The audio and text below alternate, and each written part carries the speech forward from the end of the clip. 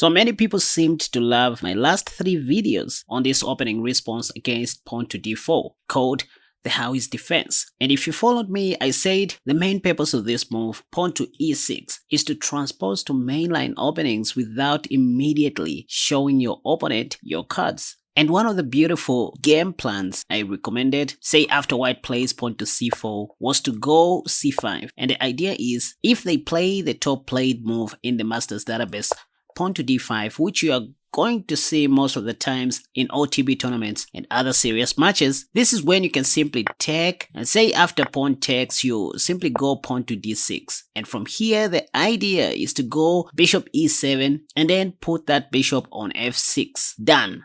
And then next you play knight e7 and then knight g6. So with these 2 minor pieces, you are controlling these highlighted squares if you think about it. And it doesn't end there. There's so much to that, you guys. Usually white struggles to, fight back or crush black, especially on the center of the board. And I said after knight f3, this is when you develop your king's knight, and say after bishop d3, then you simply go knight g6.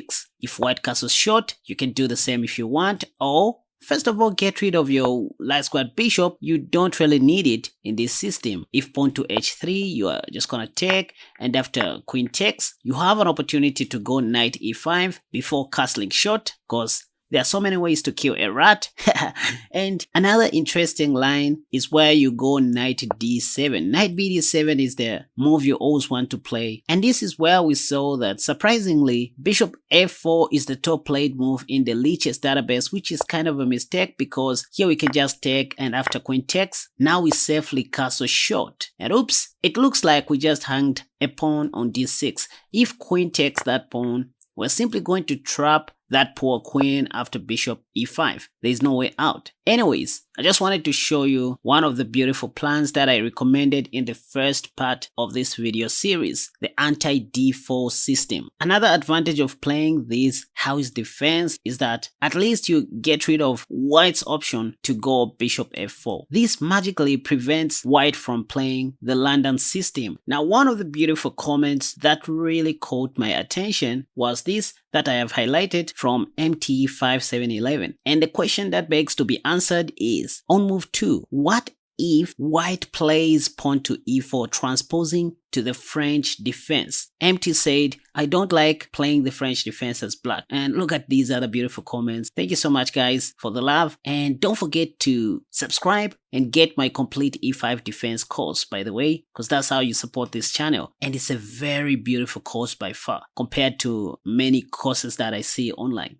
Anyways, so back to MT's comment. What Nc3 is trying to say is, after white plays d4 and then you go pawn to e6, what do you do if they play pawn to e4 on move 2, going back to the French defense? And this makes a lot of sense, guys. If you think about it, say you don't play the French defense, or you are not a fan of the French, you're not familiar with the lines. Do I have any other alternative opening response or any continuation that you can try as black if this happens? Well, this is what this video is all about. So don't skip, watch up to the end as I show you something unique, as always.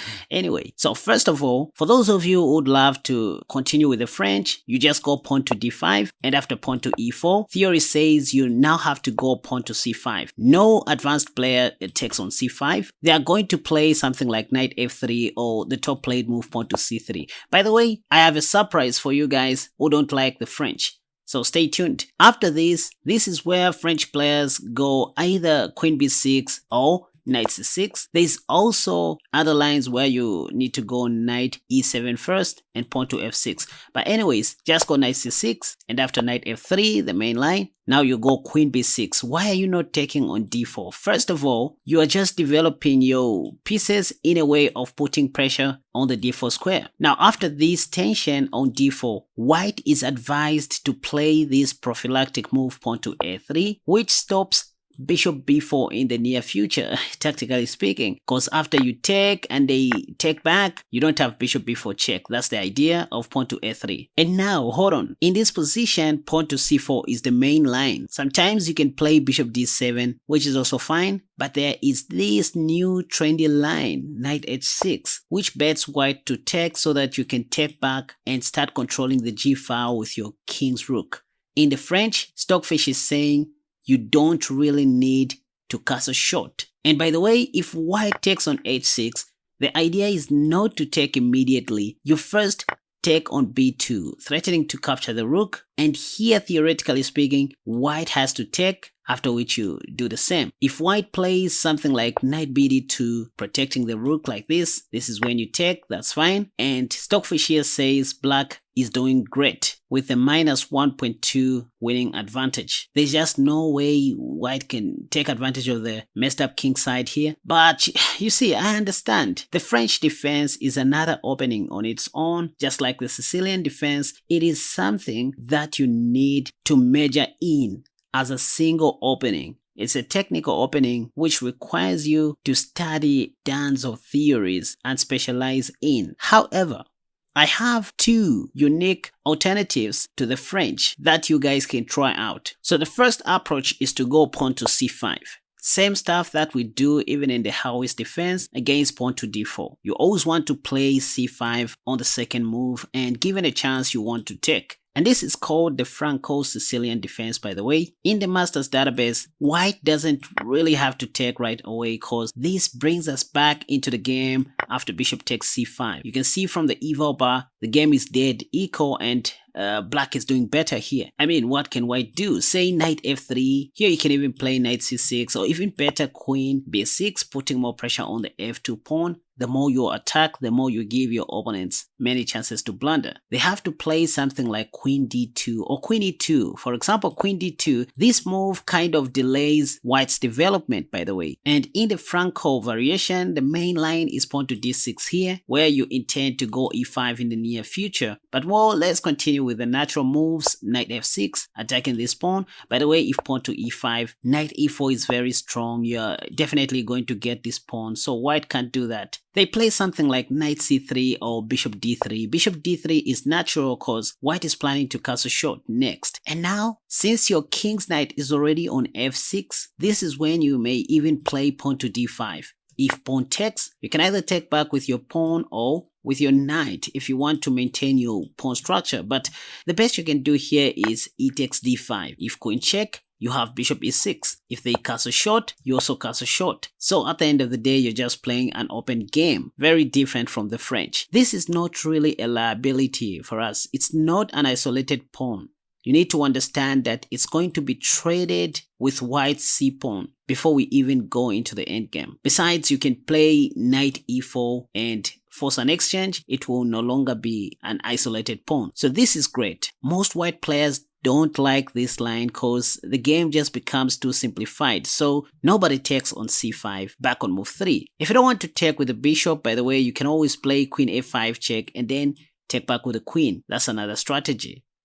Back to the initial position of the French defense, where I recommend the move pawn to c5 if you're not a fan of the French. Wait a second, you guys. If you check the Lichess database, you will find that the top played move is pawn to d5.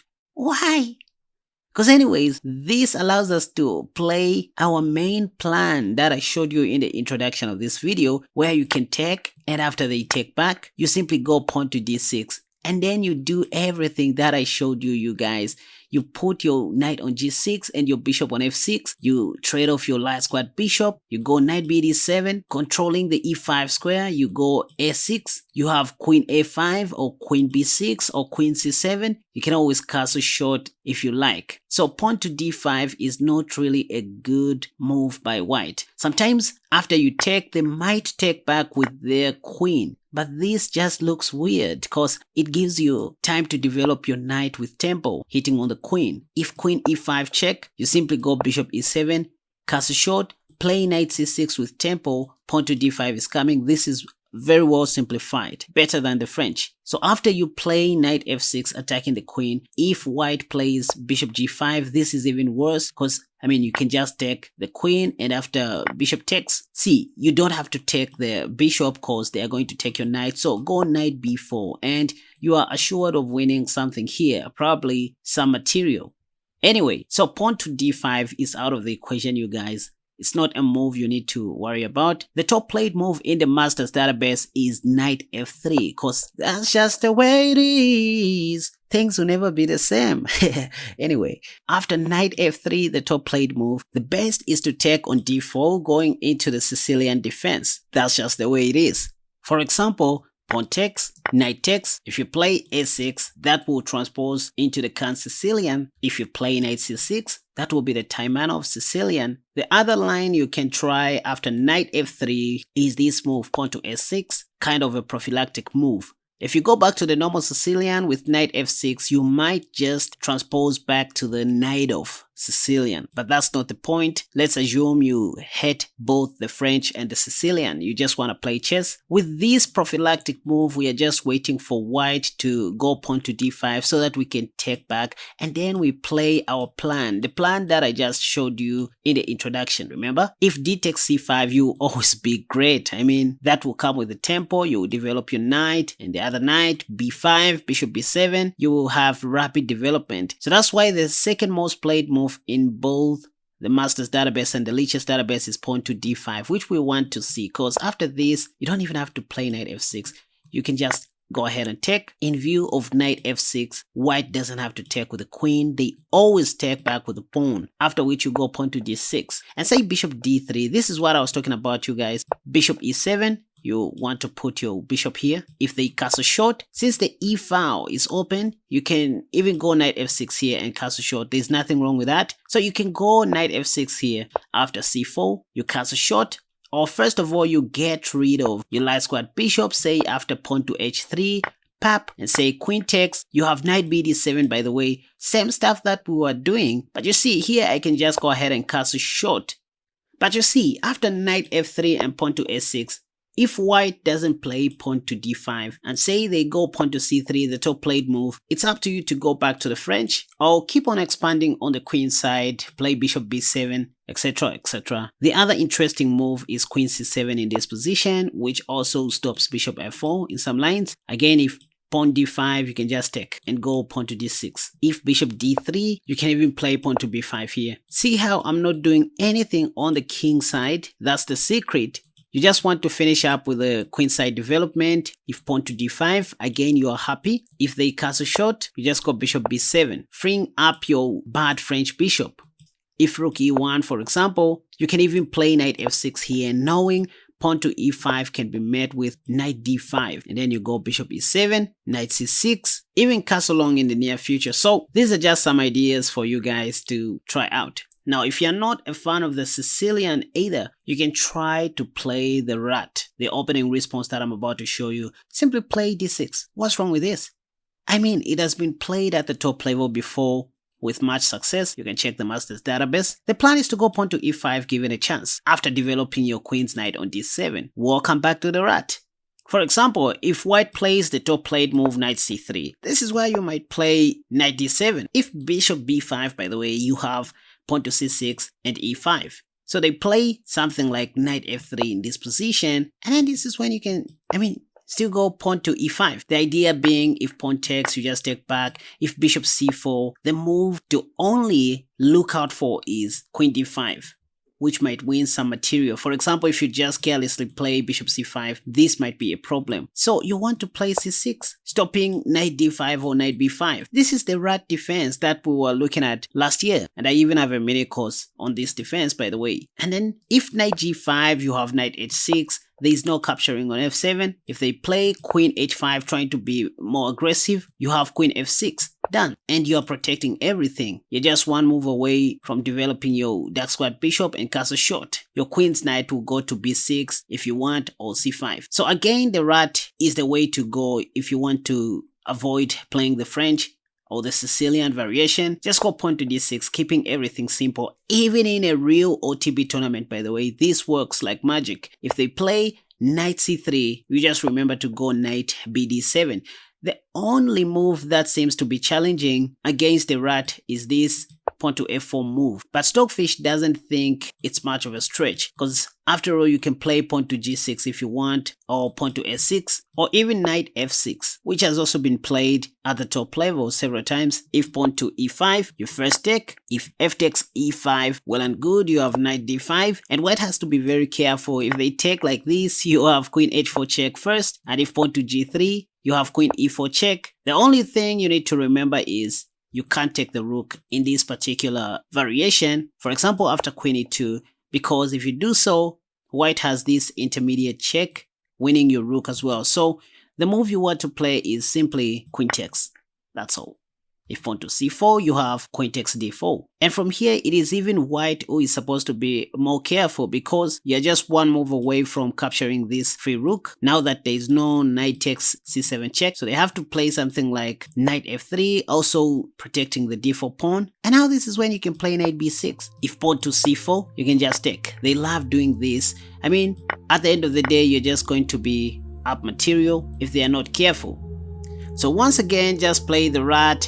If pawn to f4, you go knight gf6. There is no pawn to e5 due to pawn takes. We saw that f takes e5 is bad due to knight d5 followed by knight takes, or simply knight b6, simplifying the game. It's up to you at the end of the day. If they take with their d pawn, again you can just go knight d5. If knight takes, you're not worse, just take back. And yes, you're going to be down a pawn for the time being, but your position is not bad or passive. As in the French defense, you have an open bishop, so you sacrifice the pawn for activity. You go pawn to c6. Once the queen goes back, now you develop your bishop. Say after knight f3, you castle short. Rapid development. If bishop d3, you can go queen b6 and ready to give a check, making white lose his right to castle. If queen e2, you have moves like rook e8, by the way. Maybe a sacrifice may work. They can't castle. If they play something like bishop d2, now you can just take the b2 pawn. I mean, at an expense of one pawn, you're very much ahead in development. Instead of bishop d2, sometimes white may play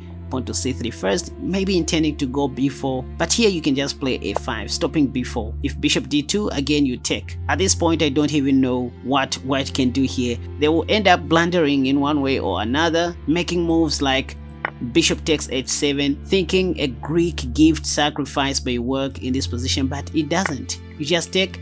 If knight g5 check, you just go back, knowing that the game won't end anytime soon. Besides, there's a move here to remember: knight takes e5 sacrifice, preventing white from capturing the f7 pawn. If they go queen h7 check, you simply go king f8. There's just nothing in this position. If king h8 check, this is even worse. You go king e7. Now the queen is under attack. If queen takes g7, you simply give a check. Say king d2. Now you put your king to safety. I mean, white may take, right? So you do this. If they take, you have queen b5 check, and probably figure out how you can mate your opponent. If knight takes f7 check, you have king c7. This is all just to show you that a Greek gift sacrifice doesn't even work in this variation. You just end up, getting material back. Your rook is well defended. You're about to develop your light squad bishop and bring the other rook into the game. There's just nothing for white here. So once again, if you don't want to play the French defense or to be very predictable, you can simply go into the rat